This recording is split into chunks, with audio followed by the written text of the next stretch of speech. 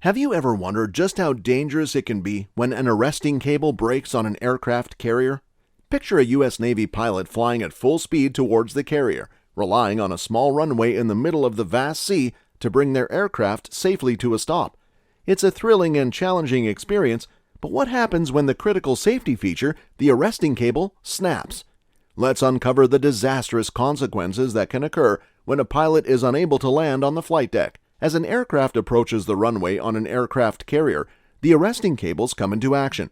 These high-tension steel wires act as brakes, slowing down the aircraft and bringing it to a safe stop. But in the split-second scenario of a cable break, the stakes are incredibly high. The pilot must rely on their extensive training and expertise to execute a series of life-saving maneuvers, ensuring the aircraft comes to a halt. Without the arresting cable support, the aircraft loses its ability to stop, hurtling toward the rapidly approaching runway.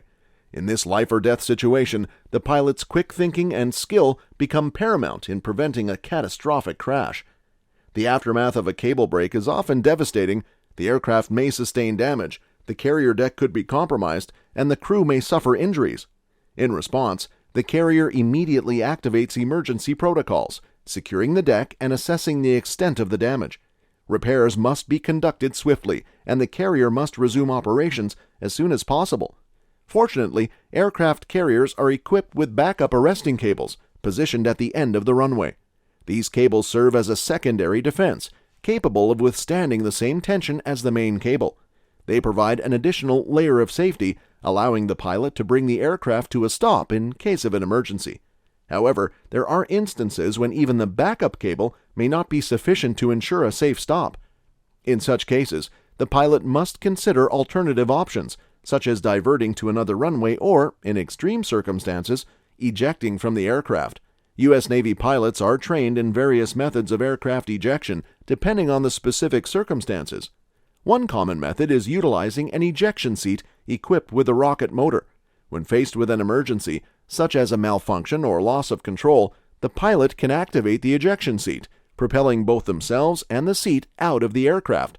These seats are designed with several safety features, including a protective canopy, a parachute for a safe descent to the ground, and a survival kit containing essential supplies. Another option available to pilots on the flight deck of an aircraft carrier is to utilize the ship's rescue and recovery systems. These systems, such as hovering helicopters or nets, are specifically designed to quickly and safely evacuate pilots from emergency situations. They play a vital role in the carrier's crew training and equipment, ensuring the swift and efficient rescue of pilots in distress. While a cable break poses a significant danger, it's important to note that it's not the only risk faced by pilots landing on aircraft carriers. Crosswinds, for example, present a formidable challenge. Sudden gusts and changing wind directions can make it incredibly difficult for pilots to maintain control of their aircraft and follow a safe flight path. Engine failure is another perilous risk, particularly in the limited space of a carrier's flight deck. Pilots must be prepared to react swiftly and make decisions that safeguard both the aircraft and its crew.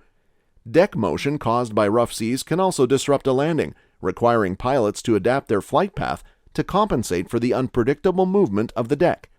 Lastly, the risk of approach errors looms large.